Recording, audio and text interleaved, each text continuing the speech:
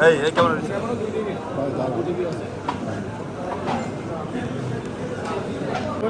হাত পাখা প্রাপ্ত ভোট হচ্ছে 14,337।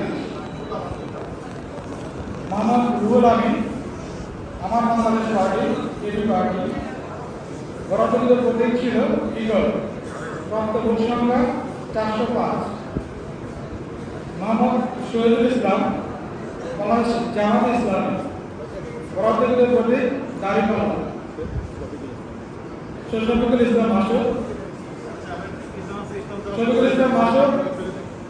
আমাদের জামাত ইসলামী, বরাদ্দ প্রতীক দাঁড়িপাল্লা, প্রাপ্ত ভোটের সংখ্যা হচ্ছে 99,438।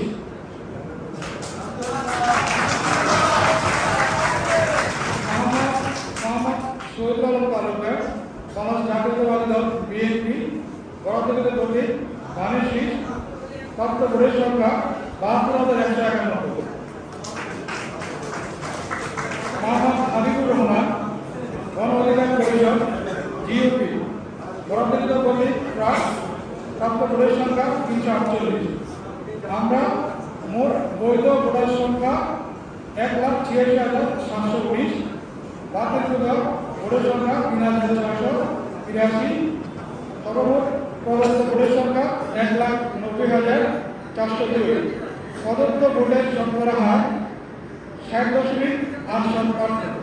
সুতরাং আমাদের এই পর্যন্ত যে ফলাফল প্রস্তাব বেরোনোর আগে আমরা দেখি যে মোহাম্মদ শফিকুল ইসলাম, বাংলাদেশ জামাত ইসলামী, দাঁড়িপাল্লা, তার প্রাপ্ত ভোট 99,438 নিয়ে গিয়েছে। ধন্যবাদ সবাই।